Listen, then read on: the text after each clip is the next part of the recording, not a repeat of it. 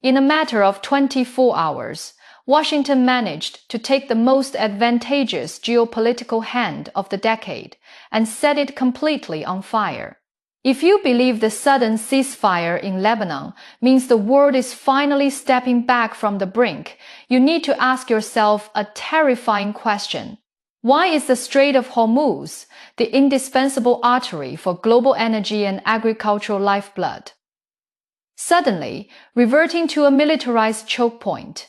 How did a moment of supposed American triumph trigger a catastrophic supply chain countdown that will inevitably drain your wealth and destabilize global markets by the end of the week? The illusion of control is shattering. I am Lin, and welcome back to the Lin Directive. Today, we are tearing down the facade of mainstream diplomatic narratives to expose a brutal, unforgiving reality. Washington did not win a strategic standoff. Through sheer hubris, they walked blindly into a meticulously orchestrated trap, and the economic shockwaves are coming for us all. Yet,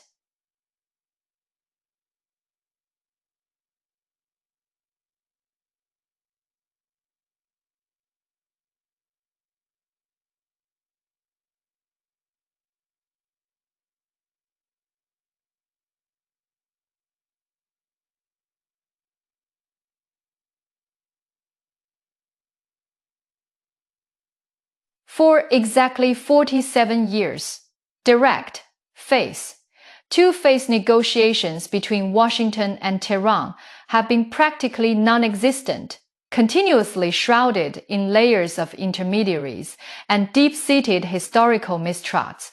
However, for a fleeting window of time, the world saw a clear glimpse of what a stabilized Middle East could genuinely look like. The United States finally exerted its ultimate leverage, issuing a definitive command to halt the relentless military offensive in Lebanon. This was not a polite diplomatic suggestion. It was a hard stop, a sudden realization that the threshold of international tolerance had been completely breached, with even staunch European allies expressing profound dismay at the continuous bombardment. In immediate response to this American mandate, Tehran executed a masterclass in diplomatic reciprocity.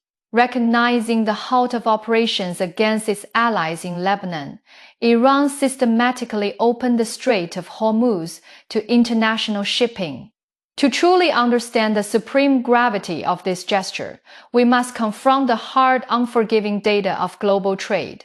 The Strait of Hormuz is not merely a strategic waterway. It is the absolute jugular vein of the modern global economy. Every single day, approximately 21 million barrels of crude oil are forced through this incredibly narrow maritime corridor. That staggering volume represents roughly 20% of all global petroleum consumption. When Tehran quietly signaled that commercial vessels, such as massive Malaysian tankers, could freely navigate these waters without the looming threat of kinetic interception, the global energy markets instantly absorbed the relief. This was a meticulously calculated, face-saving maneuver. It was brilliantly designed to offer all major geopolitical players a dignified, quiet exit from the absolute brink of total regional war.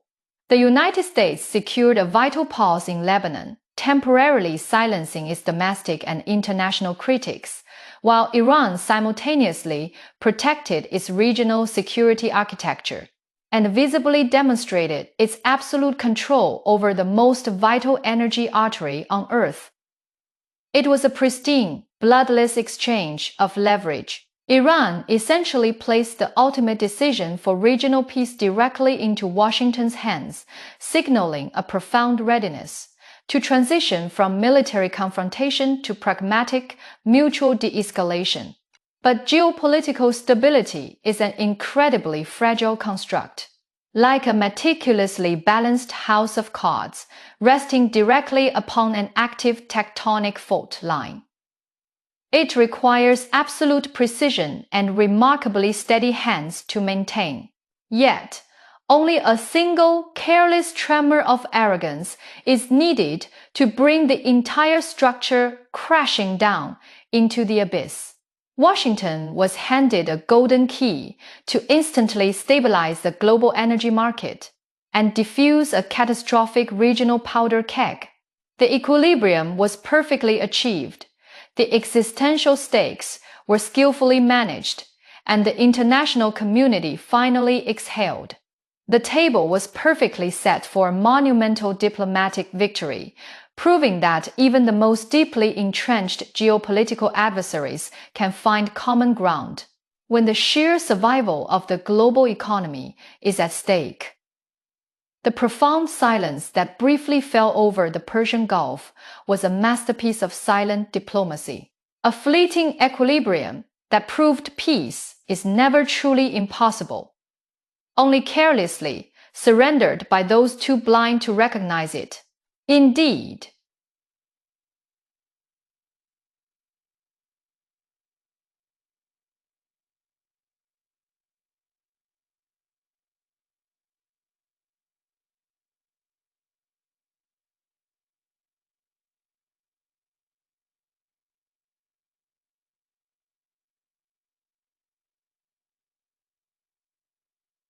yet, the profound tragedy of the current geopolitical landscape is that certain capitals are structurally incapable of recognizing a mutually beneficial draw.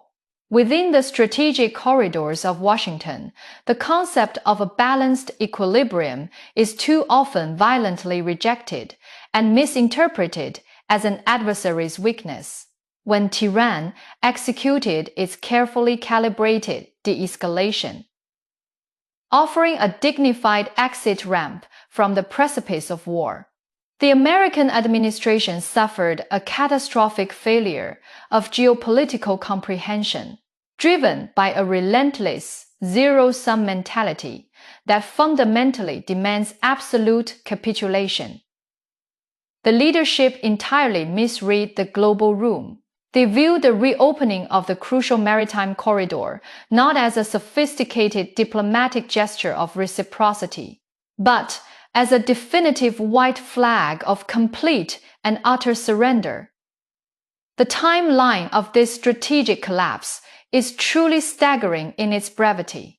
Less than a single hour after the international community breathed a collective sigh of economic relief, Washington actively shattered the fragile peace. Instead of quietly matching the Iranian gesture by easing its own stringent maritime restrictions, the administration proudly doubled down. They loudly declared to the world that the severe naval blockade against Iranian vessels would not only continue, but be enforced with uncompromising rigidity. The underlying motive was dangerously transparent.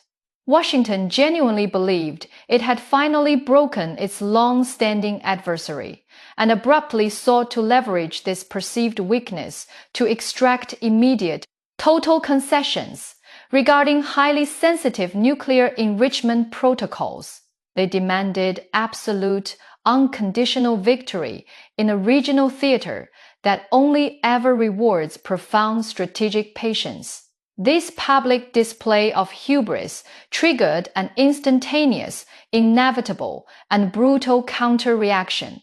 You see, the Middle Eastern geopolitical playbook is built entirely upon the bedrock doctrine of calibrated reciprocity.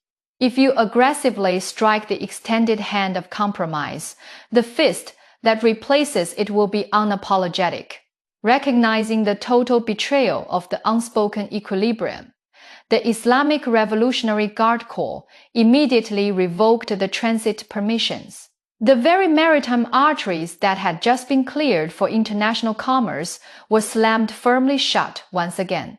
Washington's absolute insistence on projecting unchecked dominance effectively forced Tehran into a corner where immediate retaliation was not merely an option, but a strict structural necessity to maintain its own sovereign credibility and internal stability. Attempting to force a deeply complex, multipolar geopolitical dynamic into a simplistic winner takes all binary is akin to attempting to adjust the delicate interlocking gears of a priceless Swiss timepiece with a heavy sledgehammer. It does not create alignment. It only guarantees absolute, irreversible destruction. The administration completely failed to realize that true geopolitical leverage is not about publicly humiliating an opponent on the world stage, but about subtly and quietly shaping their available choices.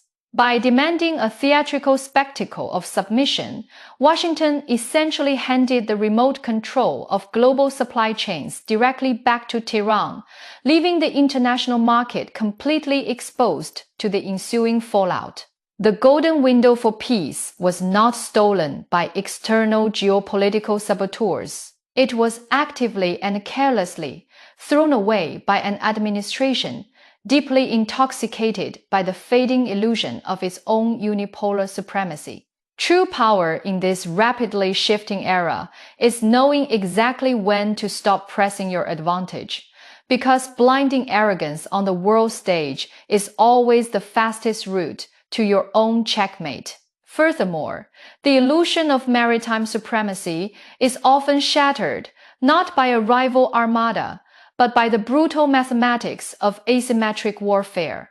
When Washington declared the continuation of its naval blockade, it fundamentally relied on a profoundly outdated doctrine of blue water dominance that is entirely unsuited for the suffocating confines of a contested geopolitical choke point.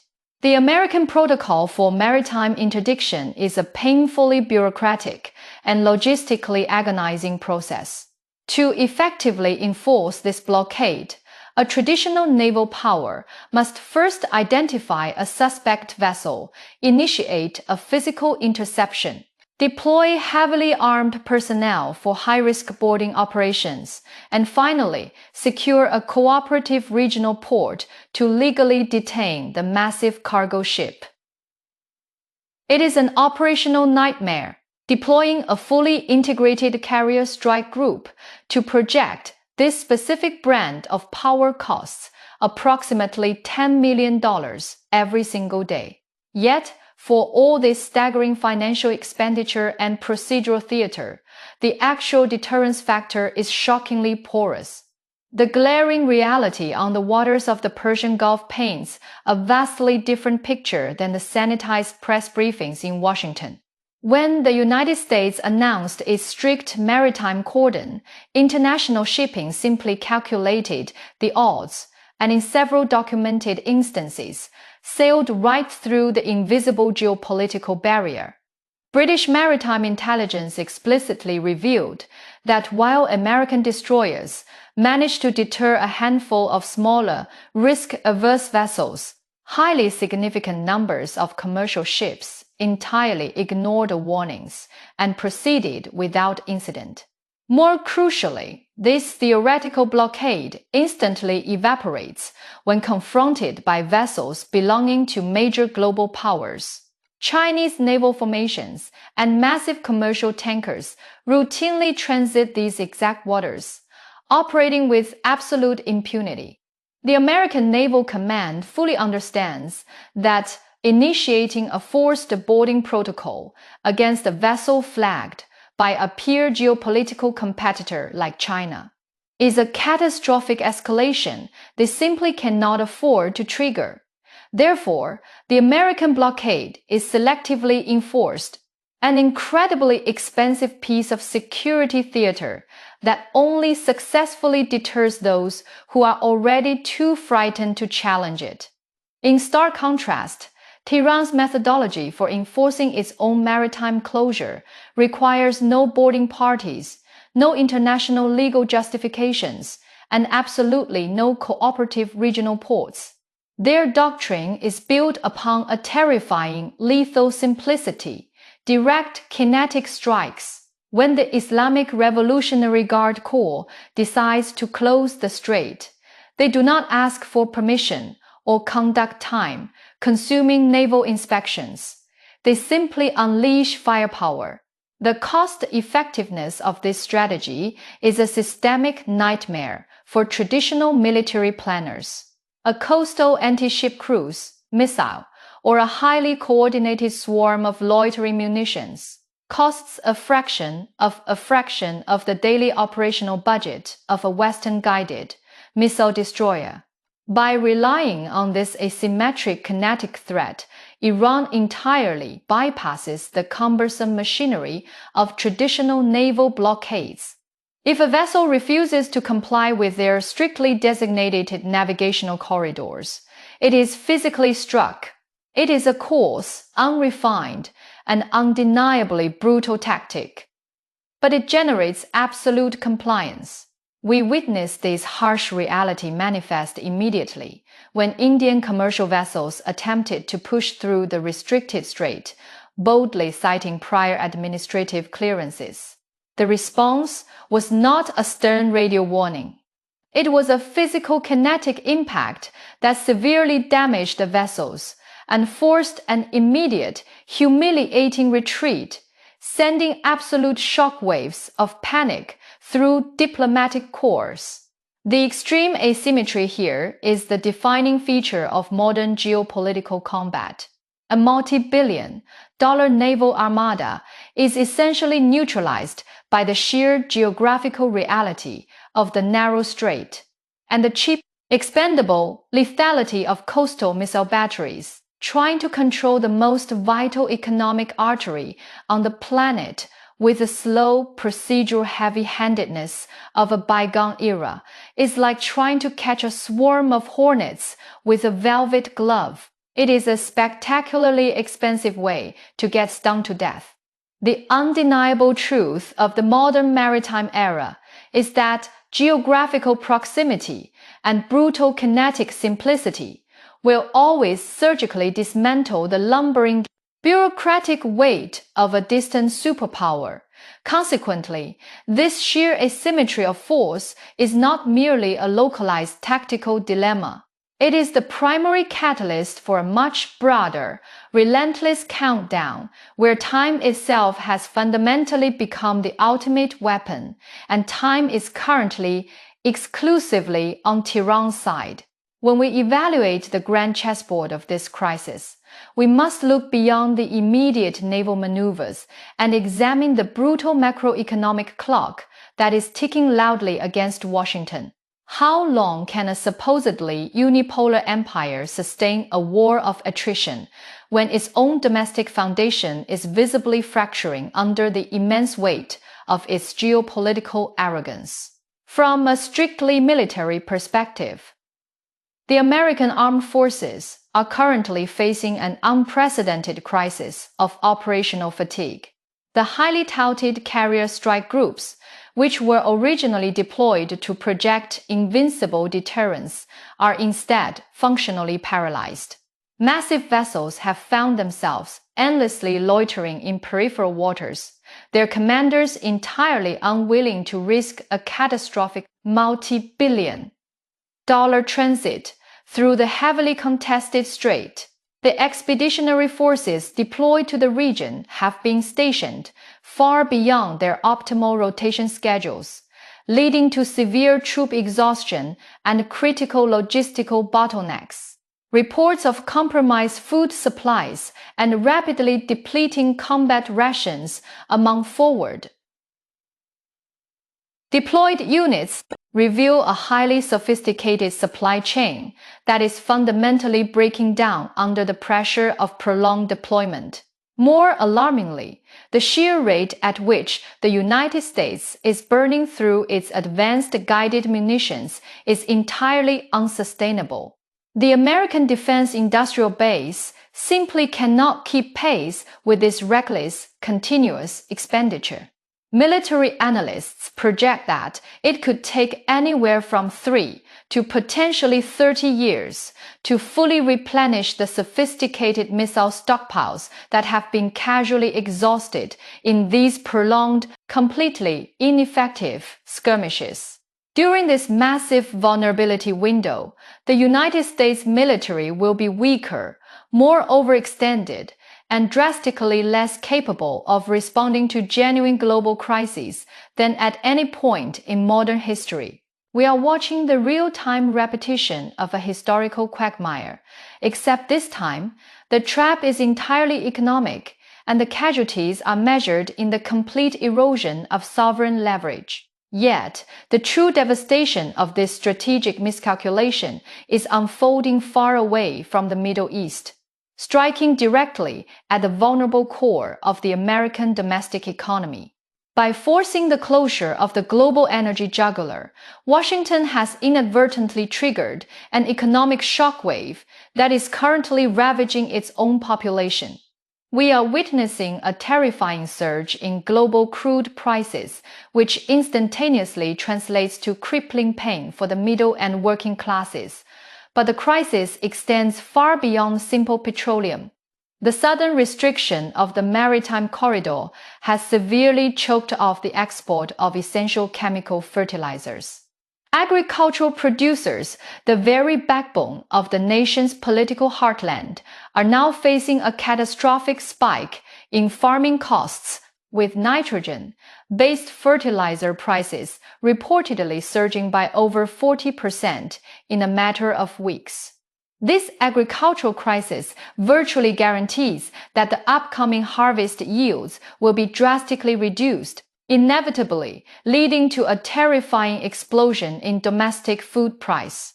As the consumer, already battered by persistent systemic inflation, is now staring down the barrel of a renewed, vicious inflationary cycle where the basic cost of survival skyrockets, while real wages remain completely stagnant. We are looking at a scenario where projected consumer price inflation could easily break double digits by the end of the fiscal year if the strait remains heavily contested. Financial markets are violently oscillating in a daily roller coaster, with stock indices bleeding immense value, while energy futures and gold skyrocket, perfectly illustrating the catastrophic failure of confrontational policies. Waging a prolonged war of economic attrition against the very gatekeepers of global energy is akin to a man attempting to starve out his rival by sealing himself inside a burning vault. The aggressive action itself ensures your own rapid suffocation. Washington fundamentally failed to understand that it simply cannot outlast an adversary whose geographical position allows them to control the fundamental building blocks of the modern industrial world. The true vulnerability of a superpower is never exposed by the loss of a distant battlefield. It is inevitably and painfully laid bare at the grocery store checkout and the local gas pump. Ultimately, as the domestic economic foundation severely fractures, the absolute diplomatic isolation of Washington is becoming entirely impossible to conceal. The traditional, ironclad coalition of willing allies has completely evaporated. European nations, deeply terrified by the catastrophic prospect of a prolonged structural energy crisis, have categorically refused to endorse this aggressive maritime posture. Throughout the Middle East, historical partners have adopted a deafening strategic silence, actively distancing their own capitals from a disastrous miscalculation. Even staunch allies across the Pacific remain functionally paralyzed, quietly clinging to the periphery of the conflict, completely unwilling to risk their own national security for an unwinnable, unilaterally declared cause. Washington now stands entirely alone on the global stage, trapped by its own unyielding rhetoric and alienated by its own uncompromising demands. This profound diplomatic isolation is violently compounded by the complete exhaustion of viable military options. Recent, highly publicized covert operations, ostensibly framed as a heroic rescue mission, but practically designed to illegally seize sensitive nuclear material, ended in an absolute, humiliating catastrophe. Heavy transport aircraft were destroyed on the ground due to critical failures. Elite operational units were forced into a chaotic, blind retreat, and the entire endeavor showcased a military apparatus that is dangerously overextended and tactically outmaneuvered. Furthermore, there are simply no high-value, vulnerable targets left to strike. Subterranean missile silos and advanced drone facilities have been secured far beyond the reach of conventional, low-risk strikes. The kinetic hard power of the United States has essentially collided with a heavily fortified brick wall. Consequently, the ultimate veto power over the regional security architecture has definitively shifted. By burning diplomatic bridges, alienating crucial allies, and exhausting kinetic threats, Washington has inadvertently handed the keys to the regional order directly back to Tehran. We are witnessing the rapid, undeniable acceleration of a post-unipolar world. Global leverage is actively migrating away from distant, overextended hegemons and settling firmly into the hands of entrenched regional powers, who possess the geographical advantage and the strategic patience to outlast foreign interventions. To command the sea with a broken trident is not an act of strength. It is a public exhibition of terminal decline. By failing to recognize a meticulously offered draw, Washington did not just lose a tactical maritime standoff. They fundamentally accelerated the collapse of their own unipolar hegemony, permanently transferring the geopolitical center of gravity to the very powers they desperately sought to contain. Therefore, the crisis we are currently witnessing in the Strait of Hormuz is not merely a localized tactical skirmish. It is the definitive, real-time autopsy of an empire suffocating on its own geopolitical arrogance.